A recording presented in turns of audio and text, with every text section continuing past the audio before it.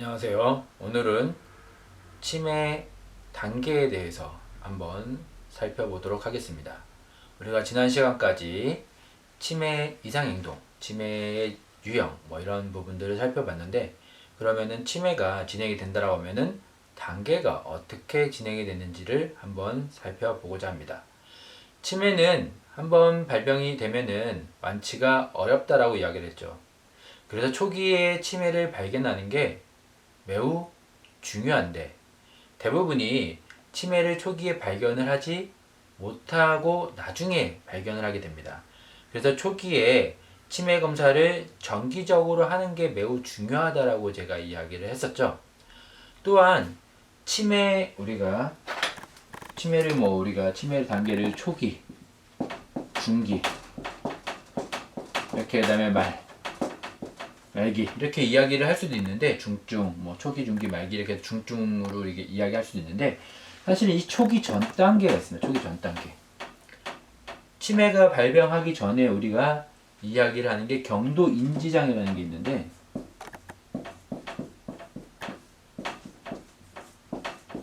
이 경도 인지장애에서 치매를 발견하고 약을 먹고 치료를 받으면은 어느 정도 치매를 늦추거나 치매의 진입을 막을 수 있다는 거죠. 그래서 우리가 알츠하이머 치매를 가장 대표적인 전체 치매의 50% 정도가 뇌의 노화로 인해서 발생하는 알츠하이머 치매라고 이야기를 했는데, 이 알츠하이머 치매로 진행이 되기 전에 경도 인지장애에서 우리가 발견이 되면은 어느 정도 예방을 할 수 있다는 거예요.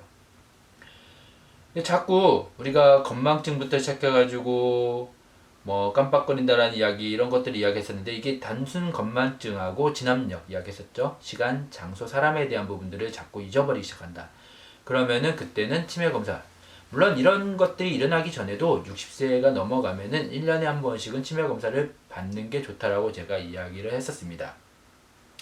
그래서 나이가 먹을수록 이런 유독 건망증 증상이 심해지고 상담을 진행하는 것들이 좋은데, 우리가 보면 치매 전조 증상이라고 할 수 있는 경도 인지 장애라는 게 있다는 거예요. 전조 증상. 그러니까 치매로 가기 전에. 그래서 이 경도 인지 장애는 알츠하이머는 아니에요. 알츠하이머로 그러니까 치매로 진행되기 전 단계라고 보면 되는 거죠. 알츠하이머가 본격적으로 진행되기 전인 초기 단계 때 나타나는 증상을 우리가 경도 인지 장애라고 한다는 거예요. 그래서 알츠하이머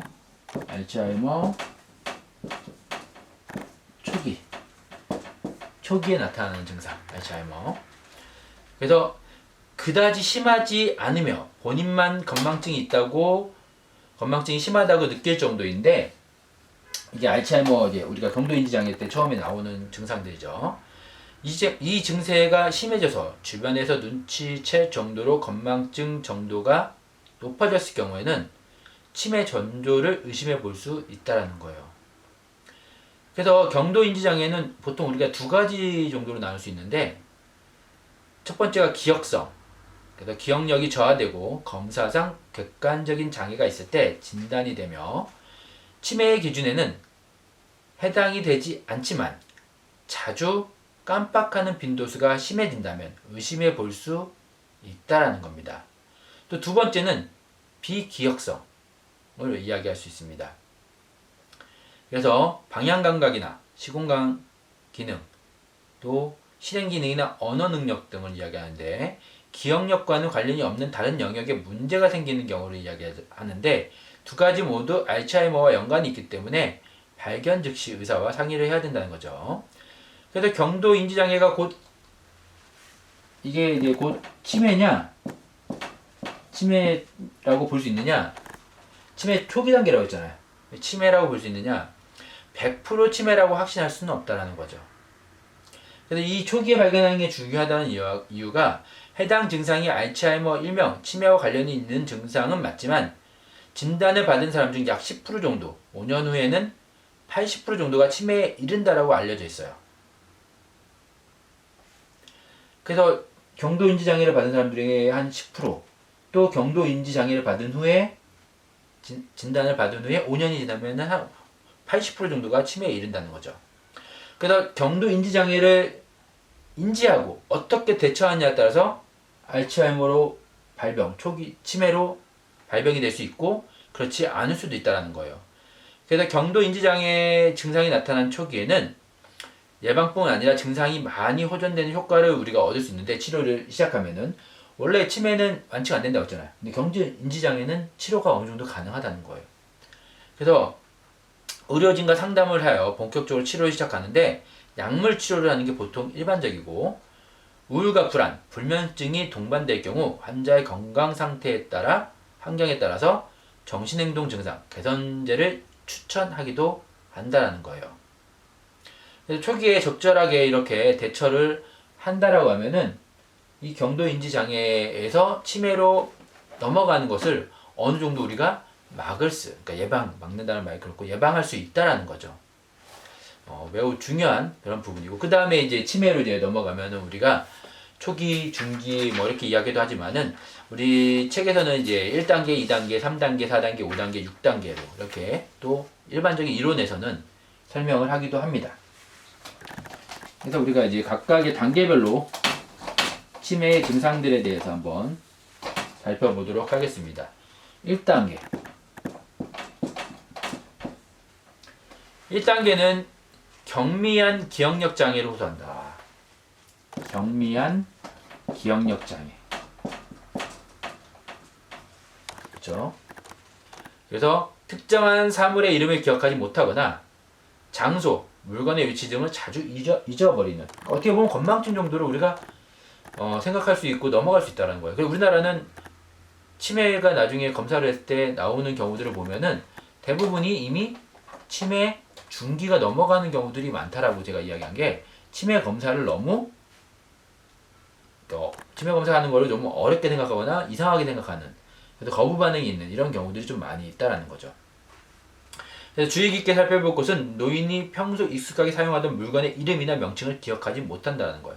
이게 이제 건망증하고 좀 다르죠. 이제는 기억을 못하는 거예요. 평상시에 사용하던 것들을 우리가 잠깐 잊어버리고 다시 생각하는 거하고, 이거는 이제 평소 사용하던 물건의 이름이, 예를 들면은 이게 매직이다, 아니면 뭐 사인펜이다, 아니면 수정펜이다, 그러면 이거에 대한 이름을 모르는 거예요.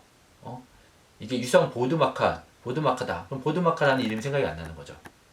근데 이게 어쩌다 우리가 잘 사용하지 않는 건데, 뭐 이름을 모르는 거하고 매일 쓰는 건데 이름을 모르는 건 다르겠죠. 매일 사용하는데 이름이 생각이 안 난다는 거죠. 그래서 이렇게 이런 부분들을 이야기할 수 있고, 사회생활을 하는 데는 지장을 주지 않기 때문에 초기 치료나 대응의 기회를 놓치는 경우가 많다는 거예요. 이게 지금 가장 큰 어려움이에요. 사회생활을 어느 정도 할 수 있다라는 거죠. 크게 어려움이 없이. 그러다 보니까 초기 우리가 치매 단계를 넘어가는 거죠. 경도인지장애가 제가 중요하다고 한 이유가, 치매는 초기에 발견을 해야지 치매 단계로 넘어가지 않을 수 있다. 그러니까 넘어가지 않을 확률이 높다라고 했잖아요. 그럼에도 불구하고 우리는 일상생활에 크게 어려움이 없다 보니까 그냥 넘어가는 거죠. 그리고 나서 이제 2단계. 여기서 이제 치료를 안 하고 하면 2단계로 이제 확 빨리 넘어가겠죠. 이 시기가 되면 가족들이나 주변 사람들도 이러한 기억력 장애나 집중력 감퇴와 같은 행동에 의문을 갖게 되고, 또 혹 행동으로 방금 소개한 사람의 이름이나 설명한 내용을 잊어버리고 다시 묻거나 설명해 달라고 요구하는 경우가 생기며, 사회생활이나 직장 또는 경제적 활동에 조금씩 문제가 발생하기 시작한다. 그러니까 생활에 결국은 조금씩 문제가 발생하는 거야. 생활에 문제가 발생하는 시기인 거지, 2단계는. 아직까지는 뭐 생활을 할 수 있는데 조금씩 문제가 발생하고 트러블이 생기고, 물건을 자주 잊어버리고 부탁한 내용을 잃어버리고 이런 형태가 되는 거죠. 그러다가 이제 3단계로 넘어갑니다. 2단계가 되면은 뭐 방금 이야기한 내용, 즉 단기 기억의 장애를 보이기 시작한다라는 거. 우리가 치매라고 얘기하면 보통 이 정도로 돼야지 치매라고 생각하는 거예요. 단기 기억 장애. 근데 사실은 3단계 정도면 이미 치매가 어느 정도 진행이 된 거죠. 단기 기억 장애가 일어날 정도가 되면은. 그래서 최근의 것들을 잊어버리고 기억을 못하는 이런 단기 기억 장애가 생기며, 누군가와 함께 동행하거나 주의를 기울여야 하는 상황에 이르게 되고, 친숙한 사람을 기억하기 힘들어지고, 진압력, 사람에 대한 기억력이 점점 누군지를 인정 못하게 되고, 그동안 해오던 돈 관리가 어렵게 된다. 우리가 단기 기억 장애가 있을 뿐만 아니라 일상생활에 대한 부분 어려움이 있는 거죠. 생활에 문제가 아니라 이제 못하게 되는 거예요. 일상생활에 대한 어려움. 금융 업무를 볼 수가 없다든가 뭐 이런 부분들이 발생을 하는 거죠. 그래서 이때 보면은 스트레스를 상황에 부딪히면 쉽게 피곤해지고 어린아이처럼 행동하는 등 퇴행적 증상을 보이고 또 100에서 7을 빼보라면 이를 계산하는데 어려움을 보인다. 100에서 7 단순 우리가 계산처럼 보이지만은 치매 검사지에 이제 포함되어 있는 내용들이에요. 진압력 같은 날짜, 시간, 장소, 그 다음에 또 수치에 대한 계산 100에서 7을 계속 빼보세요. 100에서 7을 빼면 93, 93에서 7을 빼면은 어떻게 돼요? 86 뭐 이런 것들을 86에서 7을 빼면은 뭐 왠지 틀릴 것 같죠? 79 뭐 이런 식으로 우리가 계속 7을 더해가는 부분들, 빼가는 부분들을 우리가 치매 검사지에서도 실제로 사용하는 문항입니다. 그래서 이런 것들이 어려움을 보이는 단계가 되는 거고요. 이제 4단계가 되겠죠. 4단계. 4단계가 되면은 가족이나 부양자 등 주변의 도움 없이는 혼자서 행동하기 어려운 지경에 이미 치매 중기가 넘어가는 거예요. 그래서 혼자서 생활이 어렵고 심지어는 사랑하는 가족이나 가까운 친족, 졸업한 학교나 다니던 교회나 회사 이름까지 잊어버리고 20에서 3을 빼보라는 계산을 쉽게 할 수 없으며 신발을 반대쪽 발에 신으려고 하는 행위 등을 보이기도 하고 용변이나 식사에는 다소 어려움이 있으나 혼자서 할 수 있는 정도가 우리가 4단계라고 이야기를 합니다. 그래서 이제 사람들이 이제 기억하지 못하는 단계까지 가게 된 거죠.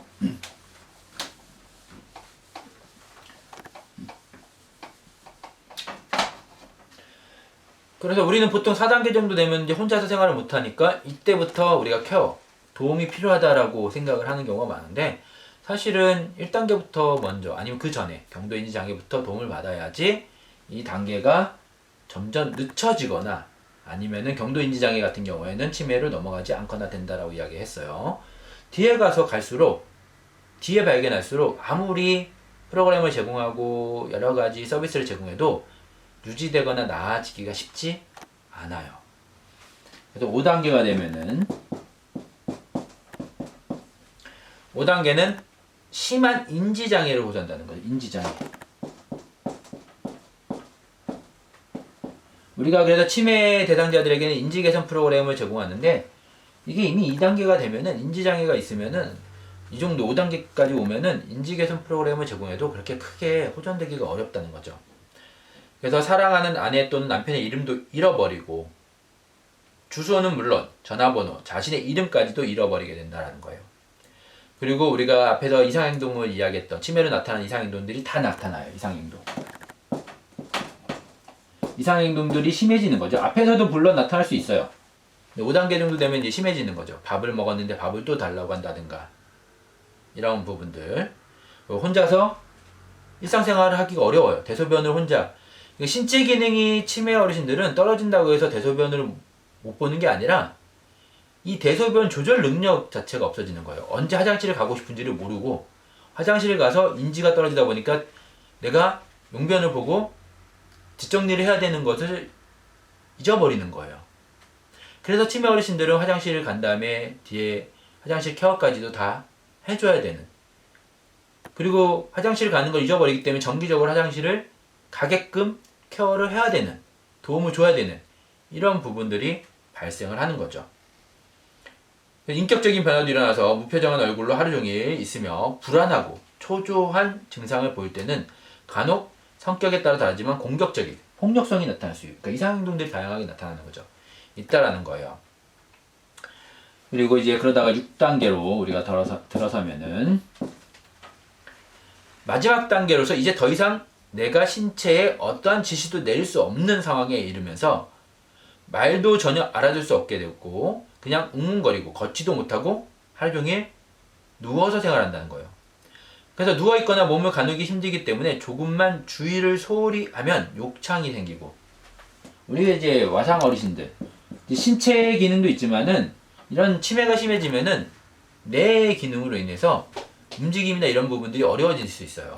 그래서 이 와상이라는 게 신체 기능의 마비로 인해서 누워있는 어르신들도 있지만은 이런 치매로 인해 가지고 마지막 단계가 되면 활동을 못하는 상황이 될 수도 있다는 거죠. 어쨌든 어느 경우든 간에 누워있는 게 많고 이러다 보면은 와상 상태가 된다라고 하면은 욕창 같은 어려움들이 생길 수가 있겠죠.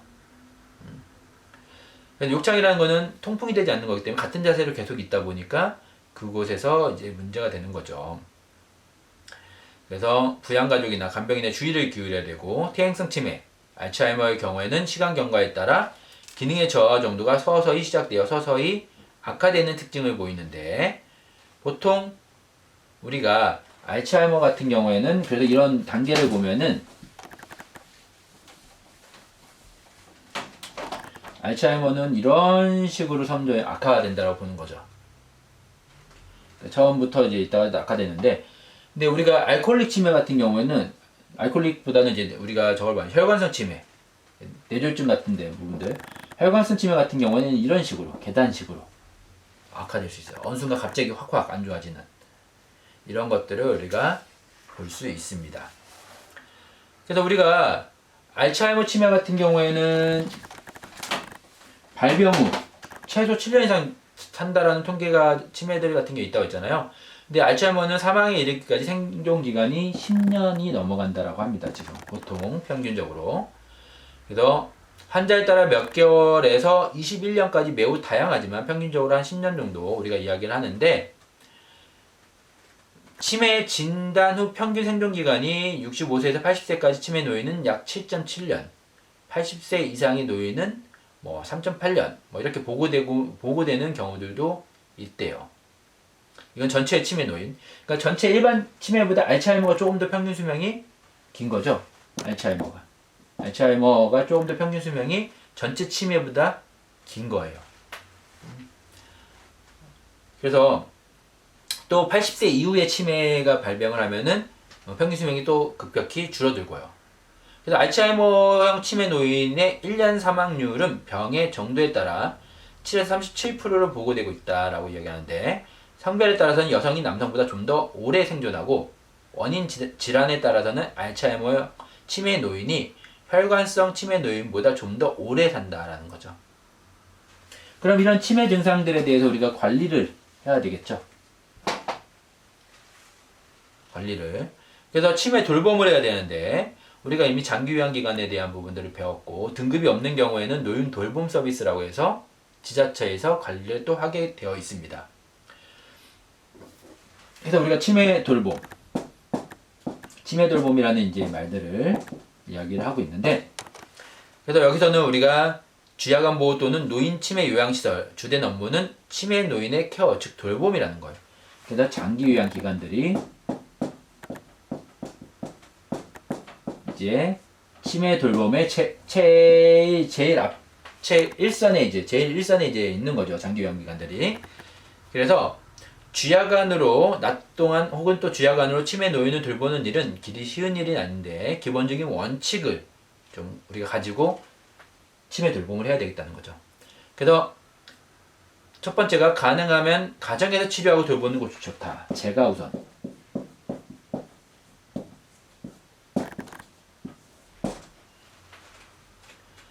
그리고 두 번째는 주변 환경을 안전하고 조용하게 유지해야 된다. 안전하고 조용하게. 주변 환경을. 어르신들이 이제 조금은 불안할수록 치매 상태가 더 악화되거나 안 좋아지는 경우도 있기 때문에 안정을 취할 수 있게끔 해준다는 거죠. 가정 우선이라는 것도 정서적인 안정을 취해주는 거예요. 그래서 또 세 번째로는 일상 생활을 단순하게 유지하는 것이 좋다. 단순. 치매 어르신들과 우리가 대화를 할 때도 여러 가지 동시에 두 문장 이상의 말들을 이어서 하는 건 바람직하지 않습니다. 여러분들이 나중에 자원봉사라든가 실습을 가게 되면은 치매 어르신들을 대상으로 대화를 할 때, 어르신 오늘이 며칠인지 아시고 날씨가 어떤지 아세요? 이런 식으로 말을 이어서 붙이면 안 돼요. 어르신 오늘의 계절이 지금 날씨가 더우세요? 추우세요? 그러면 계절이 언제일까요? 이렇게 이어서 붙이면 안 된다는 거죠. 어르신 더우세요? 아니면 어르신 추우세요? 어르신 계절이 지금이 언제일까요? 이렇게 딱 하나하나 질문도 하나만 물어봐야 돼요. 이런 식으로 단순하게끔 우리가 해야 되는 부분들이 있는데 그건 또 나중에 기회가 되면 또 추가적인 설명을 드리고 어쨌든 이렇게 단순하게 우리가 해야 된다라는 부분이고요. 그리고 네 번째로는 보면은 규칙적인 생활. 이 규칙적인 생활이 참 좋다라는 거예요. 집에 들보면은. 그래서 주야간보호 활성화.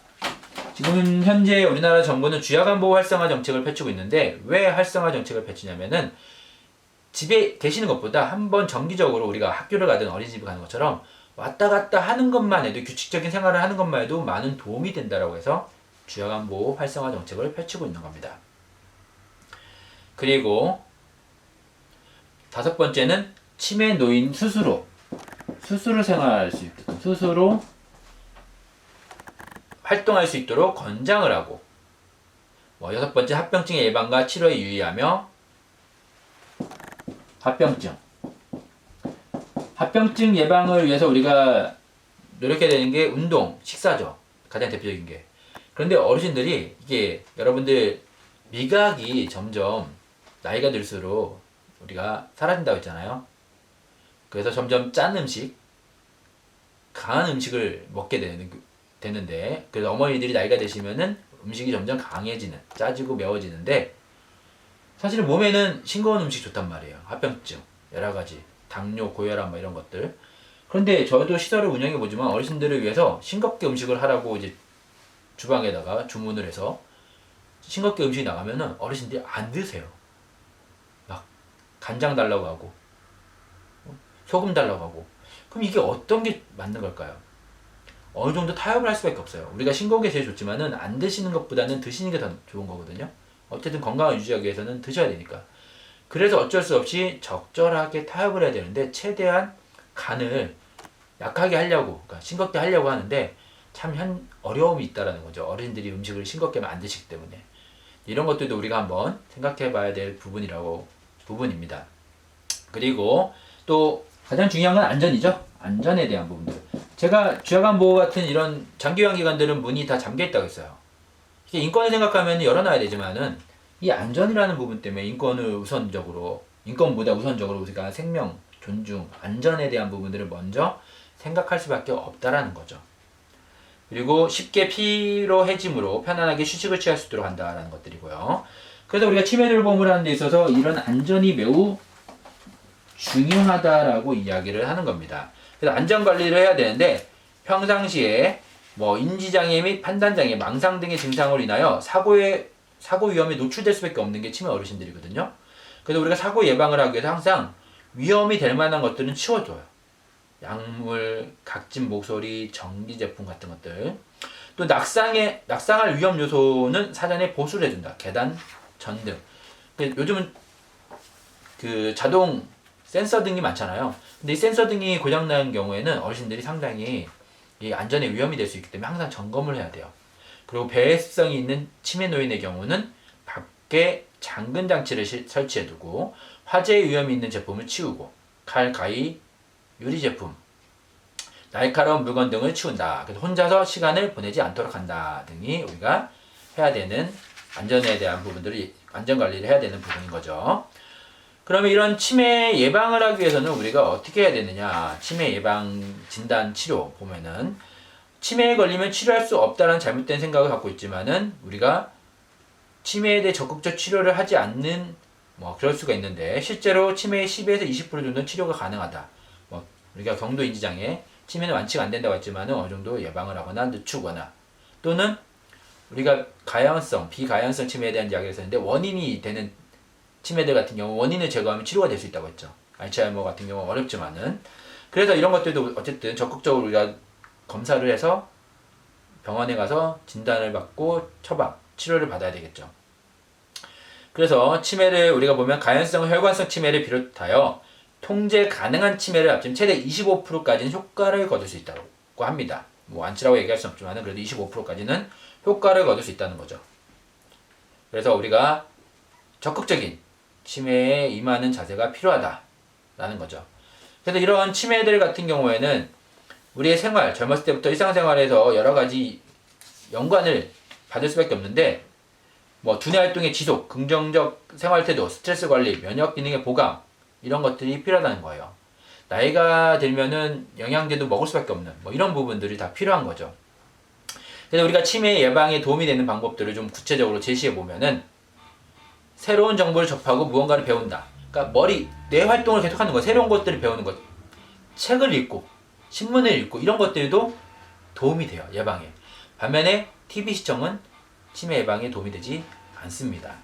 또 지나친 음주나 흡연을 삼간다. 음주 흡연은 치매에 도움이 되지 않아요. 그러니까 치매 발병률이 음주 흡연을 하지 않는 사람보다 하는 사람이 높습니다. 꾸준히 운동을 하고, 제가 하루 50분 이상, 일주일에 4일, 5일 이상을 걷는 게 좋다라고 이야기 드렸죠. 밝게 살고 사람들을 만나고 즐겁게 지내며, 또 충분히 수면을 취하고, 그 다음에 노인성 질환들, 기타 우리가 만성 질환들 있죠. 고혈압, 당뇨 이런 것들을 예방하고, 영양제를 먹고 스트레스 관리를 하고, 그 다음에 알루미늄, 아연, 구리 등의 금속이 많이 들어있는 음식이나 공기 등을 장기간 섭취, 흡입하지 않는 것, 뭐 이런 것들을 우리가 치매 예방이라고 이야기를 합니다. 우리가 보건복지부에 나와 있는 치매 예방 가이드라인에 따르면은 매일 친구를 만나고 집 청소를 하며, 그러니까 다양한 활동들을 하는 거죠. 활발한 두뇌 활동, 인지 기능 저하를 막아주며, 주 3회 이상 걷기, 뭐 이런 것들을 이야기하고 있습니다. 우리가 치매 진단은 의심이 되면은 크게 치매인지 아닌지를 하기하기 위해서 보건소라든가 병원을 가게끔 되어 있는데, 가장 좋은 건 1년에 한 번씩 정기적인 검사를 하는 게 좋다라고 제가 이야기 드렸습니다. 예, 그래서 우리가 치매를 초기에 발견을 해서 어떻게 보면은 치매로 넘어가지 않거나 치매를 상당히 늦출 수 있는 이러한 것들을 우리가 우리 주변에 많이 알리고, 그럴 때 우리가 전체적인 사회에 치매에 대한 대응을 할 수 있는 어떤 저력, 이런 분위기, 치매에 대한 인지, 우리가 치매에 대한 인지하고 있는 부분들에 대한 것들이 좀 변화될 수 있는 그런 사회가 되지 않을까 생각이 됩니다. 예, 이상 오늘은 여기까지 하도록 하겠습니다.